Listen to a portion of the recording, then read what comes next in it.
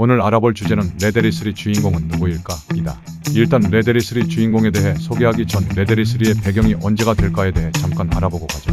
우선 레데리3의 경우 아마 레데리1, 레데리2보다 더 전인 1870에서 80년도 정도가 배경이 될 가능성이 크다. 일단 레데리1 시점 이후로 가면 제1차 세계대전 이후 시점이기에 그때부턴 서부 활극이 아닌 마피아들이 등장하는 근대 범죄물이 되어버릴 거야. 이러면 시리즈의 정체성이 붕괴되어 버리기에 아마 한창 무법자 전성시대인 1870에서 80년대를 배경으로 잡을 가능성이 매우 높다고 볼 수 있다. 그렇다면 이 무법자들이 판을 치던 시대를 이끌어갈 주인공이 누구일지 거두절미하고 알아보도록 하자.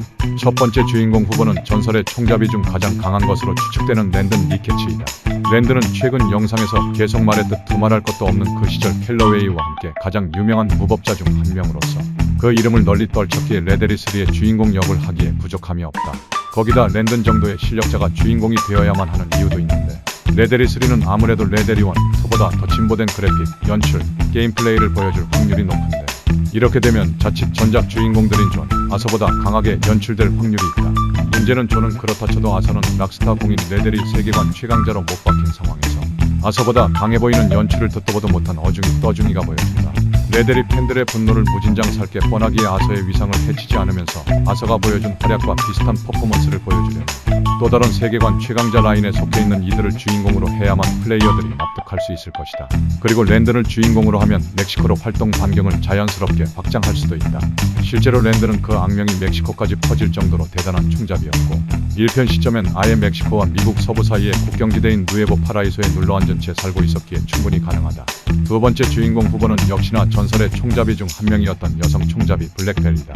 블랙벨은 일단 여성이라는 점에서 여태껏 본 적 없던 매력을 보여줄 수 있다는 점에서 주인공으로 나오기에 부족한 점이 없다. 당장 이번에 나오는 GTA6에도 여성 주인공인 루시아 카미노스가 나온 만큼 레데리3도 이참에 여성 캐릭터를 주인공으로 내세워도 괜찮을 것 같다. 무력적인 부분도 걱정할 필요가 없는 것이 블랙벨은 작중에서 그 랜든보다 높은 현상금이 걸려있을 뿐만 아니라 19세기 최악의 병인 콜레라와 늘 비교될 정도로 많은 사람을 죽였다는 묘사가 있기에 무력적인 측면에서 아서와 비슷하게 연출되어도 딱히 이상하진 않다. 거기다 블랙벨을 제외하면 딱히 내세울 여성 캐릭터가 없다는 점도 있는데 제시카 르클러크나 무명의 여성 현상금 사냥꾼은 작중에서 알려진 정보가 너무 적고 세이디 역시 아서를 능가하는 연출을 보여주기엔 한참 모자란 데다 애초에 이들 모두 활동한 시점이 아서가 활동하던 시기와 겹치기에 내세우고 싶어도 그럴 수가 없다. 세 번째 후보는 아서 모건의 아버지 라일 모건이다.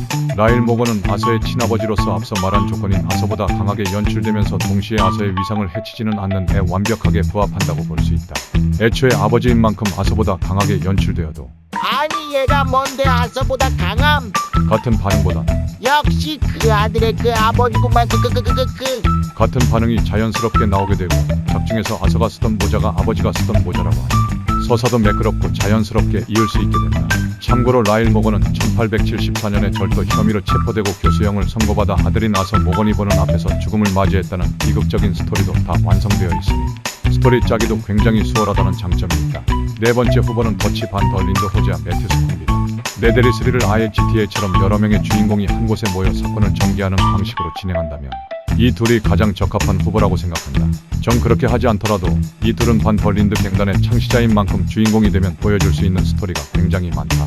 이를테면 반 덜린드 갱단의 과거사, 1편의 주인공 존과 2편의 주인공 아서의 성장 배경, 반원들 저마다의 입단 배경, 또 반 덜린드 갱단 특유의 철학이 어떻게 완성되어 갔는지 등 풀리지 않은 수많은 떡밥들을 한꺼번에 해소시킬 수가 있는 것이다.